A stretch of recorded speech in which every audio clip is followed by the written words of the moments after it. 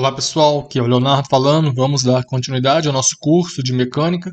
E se você está aqui, parabéns, pois você está evoluindo. Então vamos começar agora a aumentar o nosso ritmo.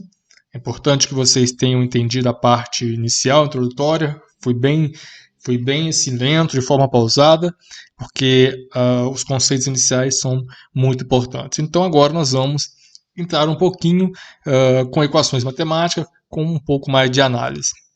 Bom, então vamos partir da seguinte situação. O nosso personagem Carlinhos, ele agora pegou o seu bloco de notas e ele vai observar o movimento de um carro. Então, ele percebeu, por exemplo, que... Pegar o laser... Então, ele fez uma tabela com uma coluna posição, outra coluna tempo e outra coluna distância. Posição 1, posição 2, né, ou seja, a posição do carro, o tempo do carro na posição 1, a distância do carro na posição 1 e por aí vai.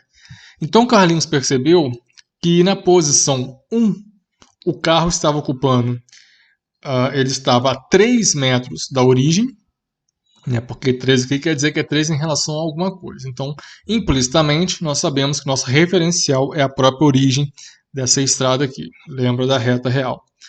Bom, então Carlinhos anotou, posição 1, o carro está a 3 km, ou seja, 1,3 km dessa rua, dessa rodovia, e o tempo é 0. Então isso quer dizer que a partir desse momento Carlinhos começou a contar o movimento, ou seja, a contar o tempo. Então o movimento vai ser analisado a partir daqui.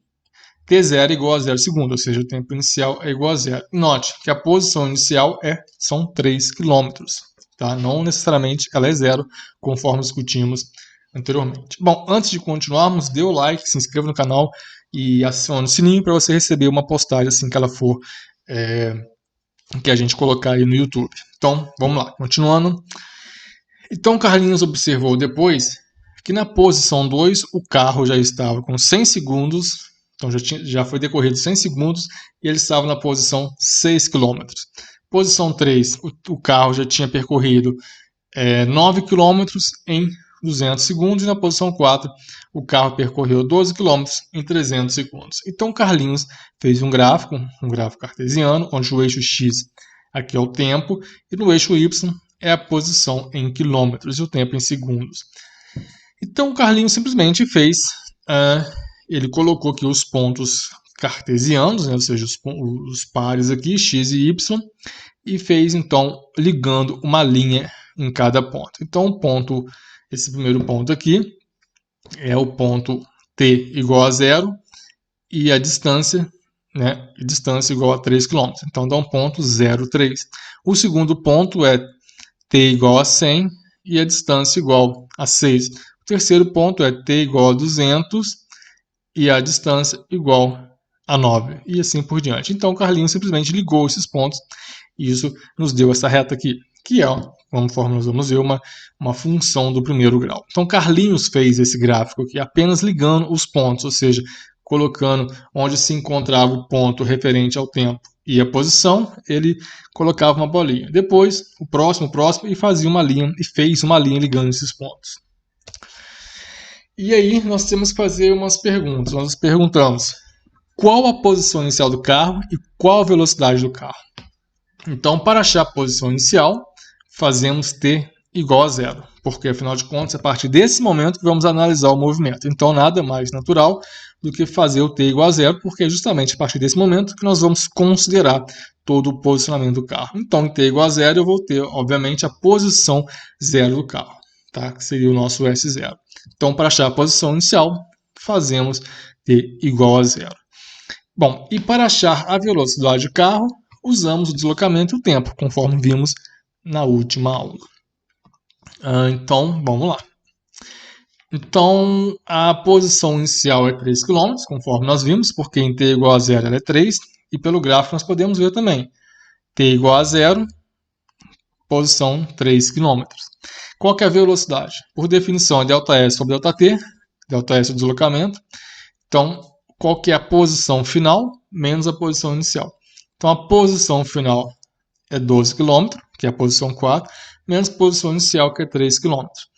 dividido pelo ΔT, que é o tempo correspondente à posição final e o tempo correspondente à posição inicial. Então isso vai dar 9 km por 300 segundos ou 0,03 km por segundo. Então essa é a velocidade do carro. Então ele percorre 0,03 km a cada segundo. Então note que velocidade é um parâmetro que nos dá a possibilidade de medir ou de analisar o movimento. Então é uma taxa, ou seja, a posição variando no tempo. Bom, pessoal, então dando continuidade aqui agora, vamos chegar a um dos principais resultados aqui para a gente. Podemos fazer a pergunta: qual a posição do carro em um determinado tempo? Por exemplo, em 30 segundos, em que posição estará esse carro? Para isso, nós vamos desenvolver um pouquinho de matemática e chegar na famosa função horária ou equação horária, que vai nos permitir prever o futuro, literalmente. Lembra lá na primeira aula, quando respondemos o que é mecânica?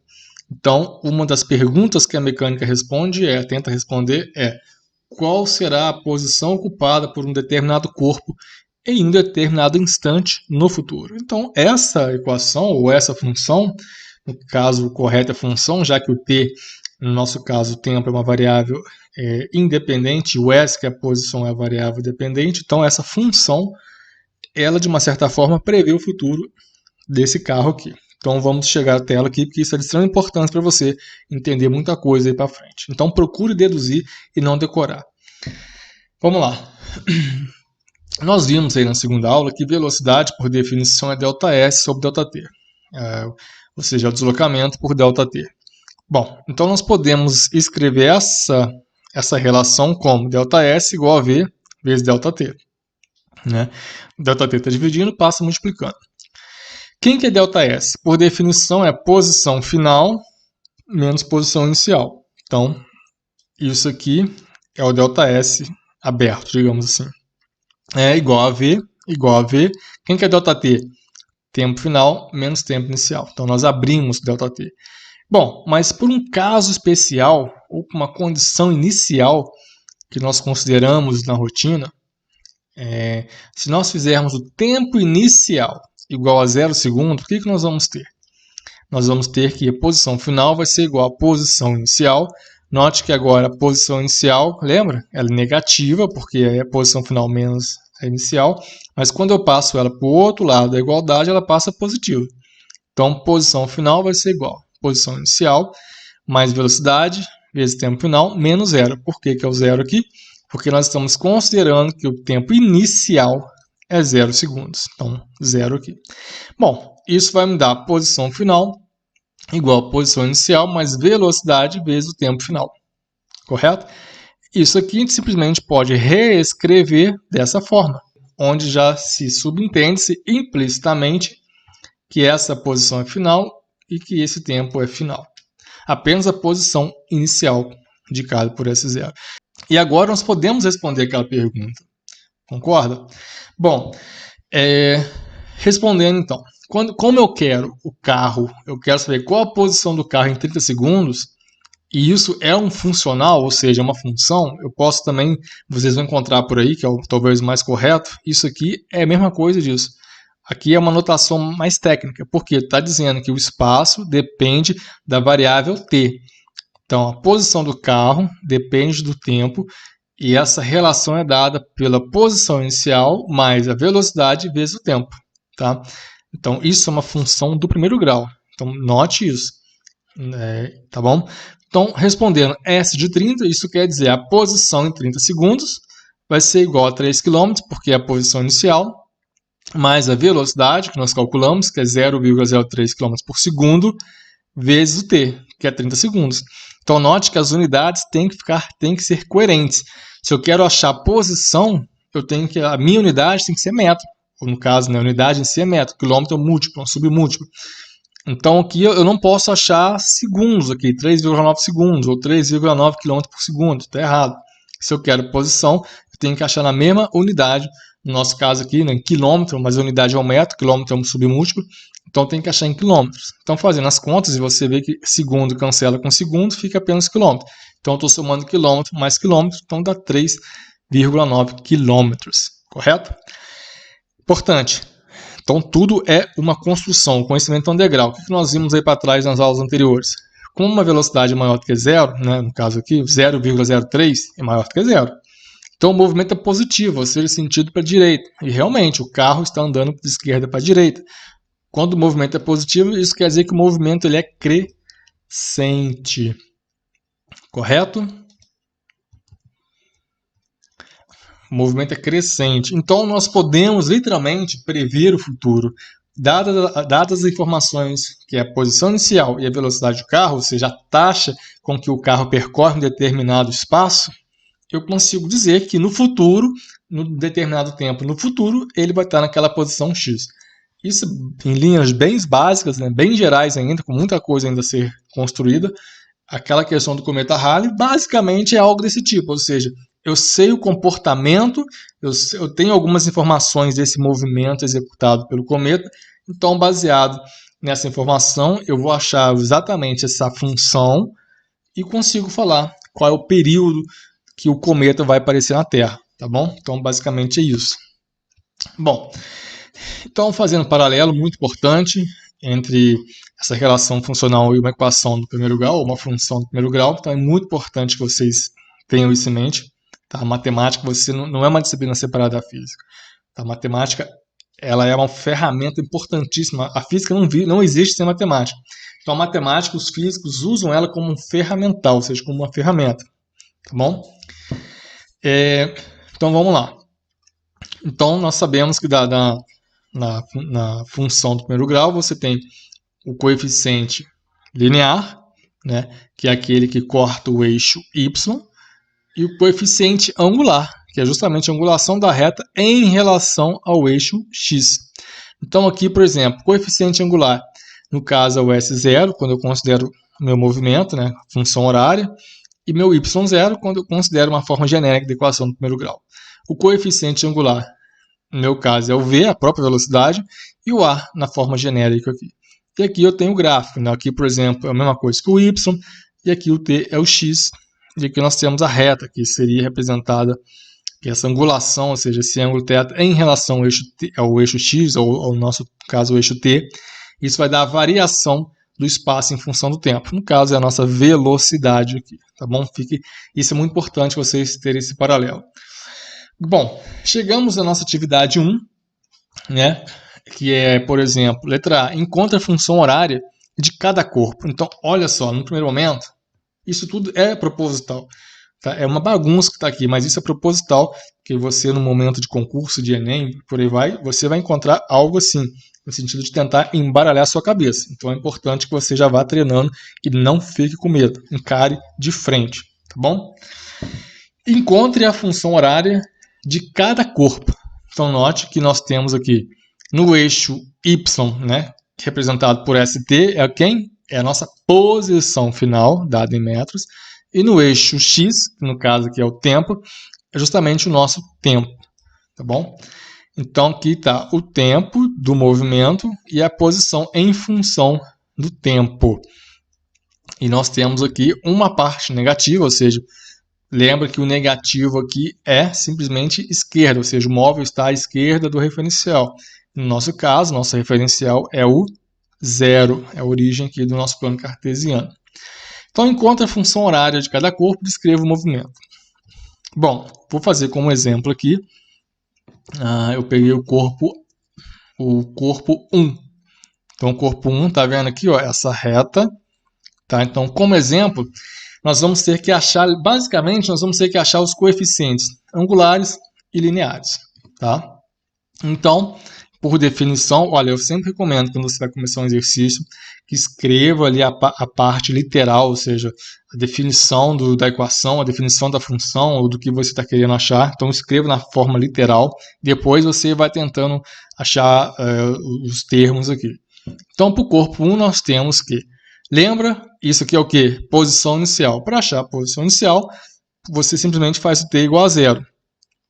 Ou, porque a posição inicial, no nosso caso, é literalmente o coeficiente linear, que é justamente o número que corta o eixo Y, no nosso caso, o eixo das posições. Mas, regra básica, posição inicial, você faz o t igual a 0 aqui. Ó. Por quê? Quando o t for igual a 0, eu vou ter minha posição inicial. Porque t igual a 0 é aquele momento que eu vou começar a analisar o meu movimento. Então, para t igual a 0, a minha posição inicial do corpo 1 é 6. Então, já está aqui, 6.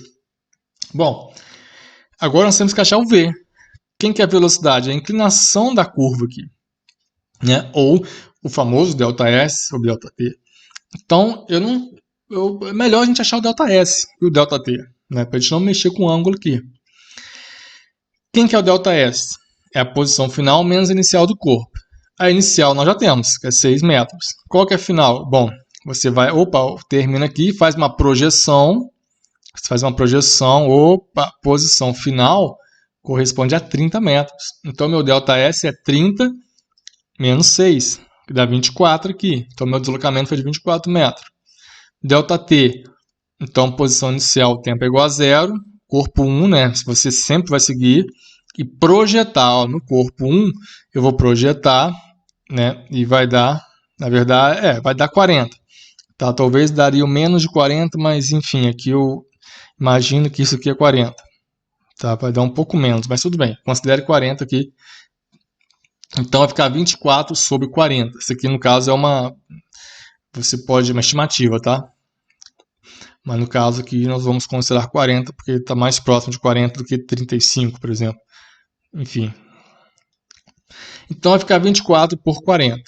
E isso aqui, fazendo as contas, é 6 mais 24 por 40, 0,6 vezes t.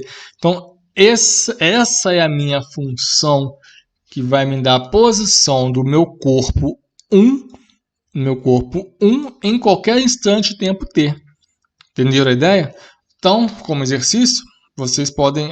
e o detalhe aqui, né? Descreva o movimento. Então, velocidade é positiva, então o movimento é para a direita. Então, esse carro, esse corpo, enfim, ele está se deslocando para a direita, né? Naquela curva real das posições, porque as posições são crescentes. Então, ele está indo para a direita.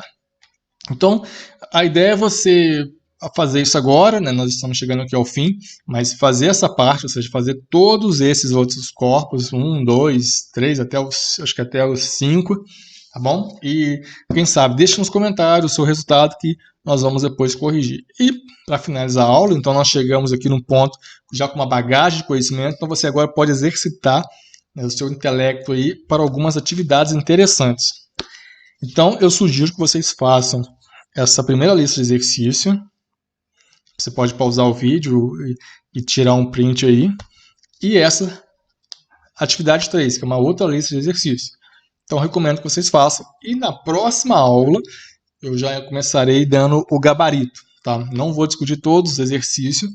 Provavelmente vou escolher um de cada lista e já dar o resultado da atividade 1. Então, vou terminar por aqui. Faço o exercício e nos vemos na próxima aula, quando então daremos continuidade ao nosso curso. Então, se inscreva no canal mais uma vez, se você não é inscrito, deixa o like, comente no vídeo o que você está achando, suas dúvidas, e nos vemos em breve sempre.